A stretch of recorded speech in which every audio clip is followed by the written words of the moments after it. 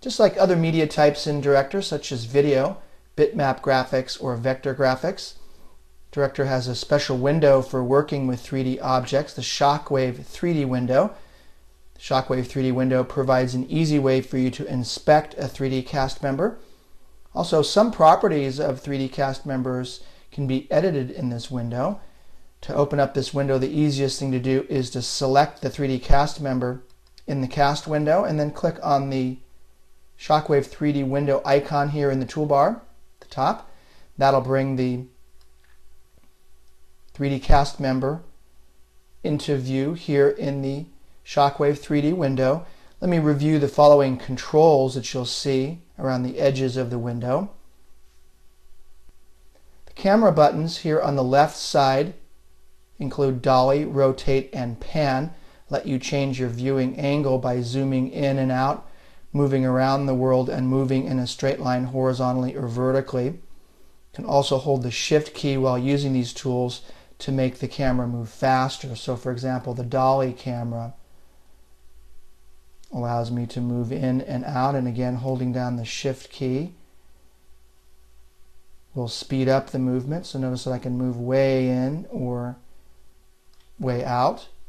Next we have the rotate camera.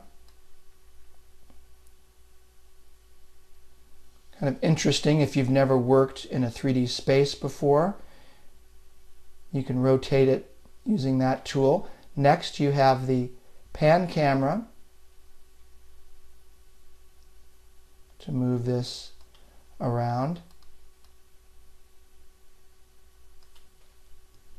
These two buttons here below the camera buttons let you control whether the Y-axis or the Z-axis is the up axis when using the camera rotate tool. In this case here I have the camera Y is up, but I can change that to the Z.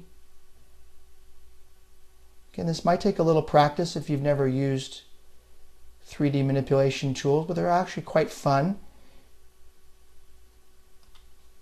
and relatively intuitive once you get familiar with them. Next we have the playback buttons here at the top. These let you either play the cast member's animation at normal speed or step through the animation using the step buttons. This is not an animated 3D object, but I can relate these back to the control panel, which you probably are familiar with. You have the step forward, step back, rewind, play, stop. Notice that it's running through the frames there. The loop button works the same as the loop button in the control panel. It lets you play animations within the 3D cast member repeatedly. These two buttons in the upper left-hand corner, the Reset Camera Transform button, and next with the Set Camera Transform button, lets you set and undo the changes you make to camera angles for the member's default camera. The Set Camera Transform remembers the current camera position. The Reset Camera Transform restores the camera to the previously remembered position. So if I go ahead and spin this,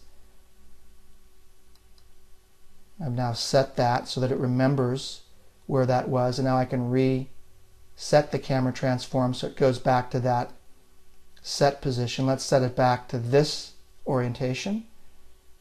Set the camera position, and now let's rotate this, and now let's set it back. Next you have the Root Lock button. This fixes an animation in place so that it doesn't change its position on the stage while playing. The field here at the top of the Shockwave 3D window shows the name of the cast member on display. The square button right here allows you to drag and drop this cast member onto the stage or score. Let's go ahead and delete that instance, and let's move this.